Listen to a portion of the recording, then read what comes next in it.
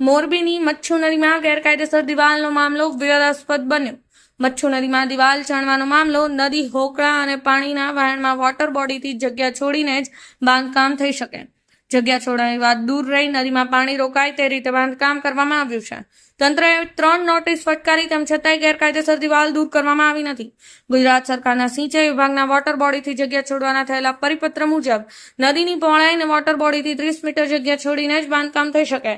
પરંતુ મોરબીની મચ્છુ નદીમાં જગ્યા છોડવાની તો દૂર રહી, પણ મચ્છુ નદીનો પાણીનો વહેણ છે ત્યાં સુધી નદીમાં બાંધકામ કરી લેતા તે મોરબી શહેર માટે જોખમી છે. જો મોરબી મચ્છુ ડેમ 2 ઉપર 10 ઇંચ જેટલો વરસાદ પડે તો ચોક્કસપણે મચ્છુ ડેમનું પાણી મોરબીના નીચાણવાળા વિસ્તારોમાં ઘૂસી જાય, કેમ કે આ દિવાલ ચોક્કસપણે નદીના વહેણના પાણીને રોકે તેમાં કોઈ શંકાને સ્થાન નથી. આ બાબતે વાત કરીએ તો મોરબીના મચ્છુ નદીમાં અંદરના ભાગે મોટી દિવાલ કરીને બાંધકામ કરવામાં આવ્યું છે. ધાર્મિક સંસ્થા કોઈને ગણકાર્ય વગર માત્ર પોતાનું જીત જોઈને આ બાંધકામ કર્યું હોય, જે મોરબી શહેર માટે જોખમી બની શકે છે તેવું લાગતા હવે તંત્રએ 3 નોટિસ ફટકારી છે, છતાં હજુ બાંધકામ દૂર કરવામાં આવ્યું નથી. આ બાંધકામ મચ્છુ નદીના પાણીના વહેણને રોકે છે. જો આવું થાય તો મોરબીના લીલાપર રોડ પરથી પાણી મોરબી શહેરમાં ઘૂસી જાય તેવું જણાય છે.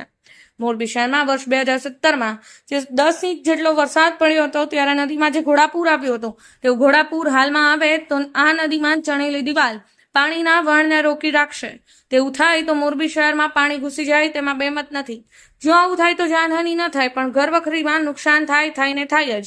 ત્યારે આ વહીવટી તંત્રે 3 નોટિસ ફટકારી છે, છતાં હજુ આ દિવાલ દૂર કરવામાં આવી નથી. તંત્ર જવાબદારીમાંથી ખસી જવા માટે અંતિમ નોટિસ મારીને આ દિવાલ ઊભી કરનારાઓની જવાબદારી ફિટ કરી છે, પરંતુ તંત્ર આ જવાબદારીમાંથી છટકી શકે નહીં. જો આ લોકો નોટિસ આપ્યા પછી પણ દબાણ દૂર ન કરે તો તંત્રએ જાતે દબાણ દૂર કરાવી આ દબાણનું ખર્ચ દબાણ કરનારા પાસેથી વસૂલવું તેવો નિયમ હોવા છતાં પણ હજુ આવું કોઈ કાર્યવાહી કરી નથી. ત્યાં સરકારી જમીન પેશકદમી થાય તો તંત્રએ લેન્ડ ગ્રેબિંગની કાર્યવાહી કરવી જોઈએ, પરંતુ તંત્રએ નોટિસ મારીને જ સંતોષ માની લીધો છે.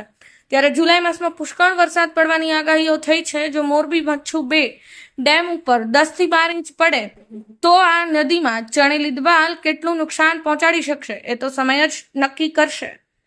અહીં એ વાત જણાવી દે કે મોરબી શહેર ભૂતકાળમાં ડેલડીનગર તરીકે ઓળખાતું હતું ને ત્યારે કોઈ સ્ત્રીના શાપના કારણે મોરબી શહેરમાં આવી દુર્ઘટનાઓ બની રહી છે તેવી એક લોકવાયકાની ચર્ચા પણ સાંભળવા મળી રહી છે.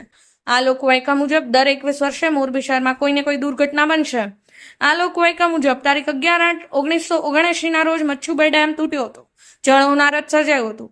ત્યારબાદ તારીખ 26/1/2001 ના રોજ ભૂકંપ આવ્યો હતો. છેલ્લે તારીખ 30/10/2022 ના રોજ ઝૂલતો પુલ તૂટ્યો હતો.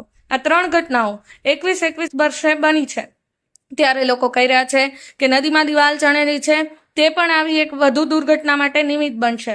ત્યારે આવી વધુ દુર્ઘટના ન બને અને લોકવાયકા ખોટી પડે તે માટે તંત્ર જાતે જ આ નદીની દિવાલ તોડી પાડવી જોઈએ અને કાં તો આ પેશકદમી કરનારાઓ સામે લેન્ડ ગ્રેબિંગની કાર્યવાહી કરવી જોઈએ તેવું લોકો ઈચ્છી રહ્યા છે. શ્રીકાંત પટેલ, સમય 24 ન્યૂઝ.